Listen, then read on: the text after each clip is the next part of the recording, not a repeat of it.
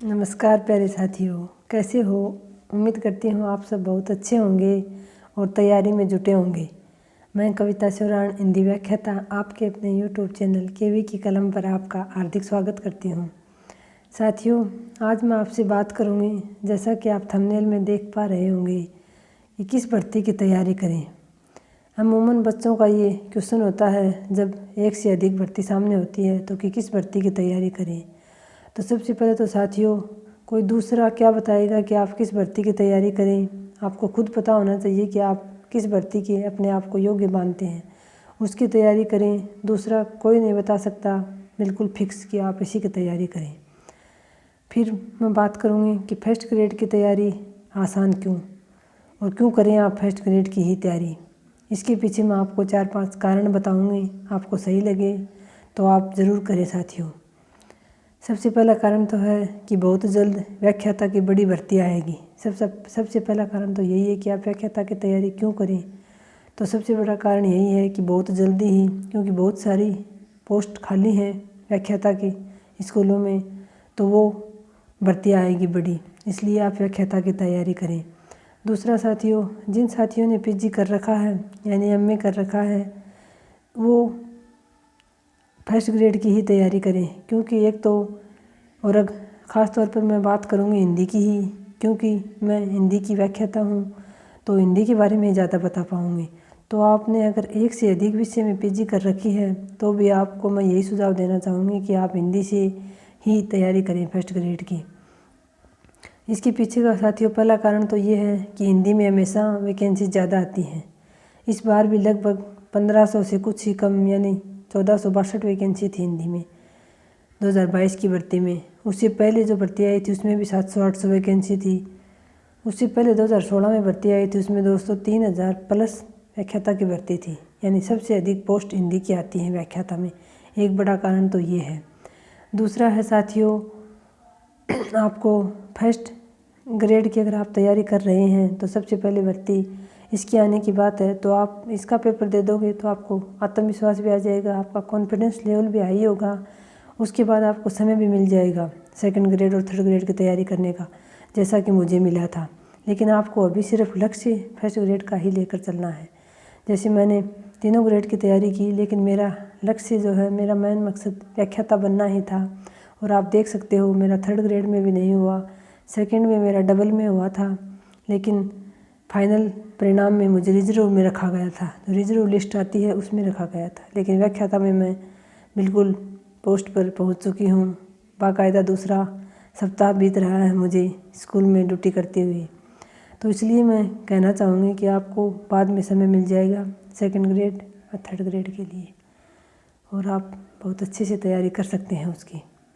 आपको आत्मविश्वास भी आ जाएगा और आपको फिर जैसे आपका विषय है वो आपका फर्स्ट ग्रेड में तैयार हो जाएगा, तो आपको बाकी का जो तैयार करना है उसमें समय मिल जाएगा। दूसरा एक और कारण है साथियों, व्याख्याता की तैयारी क्यों करें, क्योंकि इसमें भीड़ कम है, यानी इसमें फॉर्म कम लगते हैं। बहुत सारे लोग, थर्ड ग्रेड में सबसे ज़्यादा कंपटीशन है, उसके बाद सेकंड ग्रेड में है, जबकि फर्स्ट ग्रेड में कंपटीशन सबसे कम है। आप देख सकते हो व्याख्याता में पीजी बहुत कम लोगों ने कर रखी है। तो साथियों, ये सारे कारण हैं। मैं आपको इसलिए कह रही हूँ कि आप व्याख्याता की तैयारी करें। बहुत सारे लोग आपको ऐसे मिल जाएंगे जिनका फर्स्ट ग्रेड में, जिनका थर्ड ग्रेड में भी नहीं हुआ, सेकंड में भी नहीं हुआ, और जिनका सीधा फर्स्ट ग्रेड में ही चयन हुआ है, जिसका एक उदाहरण मैं भी हूँ आपके सामने। तो आप पहले लक्ष्य बड़ा लेकर चले अगर आपने पीजी कर रखी है तो, क्योंकि बार बार आपको फिर तैयारी का झंझट ही खत्म हो जाएगा, आप व्याख्याता बन जाएंगे।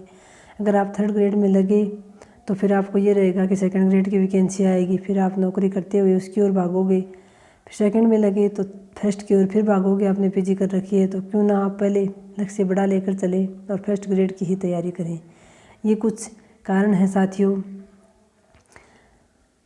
जिसके लिए मैं आपको कह रही हूँ कि आप व्याख्याता की ही तैयारी करें।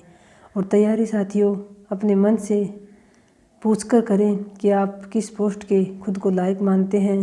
पाठ्यक्रम आपके सामने होता है, तीनों जो ग्रेड हैं उसका पाठ्यक्रम देखें और फिर देखें आप कि आप किसकी अच्छी तैयारी कर सकते हो। अगर पीछे आपने सेकंड ग्रेड की या थर्ड ग्रेड की है तो आप फिर भी उनकी ओर जा सकते हो, लेकिन पहले वरीयता व्याख्याता कोई नहीं जिन्होंने पीजी कर रखी है उनके लिए यही कहूँगी। और जिन साथियों ने एक से अधिक विषय में पीजी कर रखी है वो, मैं तो हिंदी की लगी हूँ तो हिंदी की ही कहूँगी। हिंदी विषय से व्याख्याता की तैयारी ज़रूर करें अगर पीजी कर रखी है आपने। और बार बार ये क्वेश्चन ना पूछें किसी से कि मैं किसकी तैयारी करूं, क्योंकि तैयारी आपको करना है, इसलिए ये तय भी आपको ही करना पड़ेगा कि आप किसकी तैयारी करें। तो थर्ड ग्रेड में जैसे बहुत सारा पाठ्यक्रम है, उसमें कुछ निश्चित नहीं होता कि कहाँ से क्या आ जाएगा, और फिर कंपटीशन भी सबसे ज़्यादा, फॉर्म भी सबसे ज़्यादा उसमें लगते हैं और विद्यार्थी भी सबसे ज़्यादा उसकी होती हैं।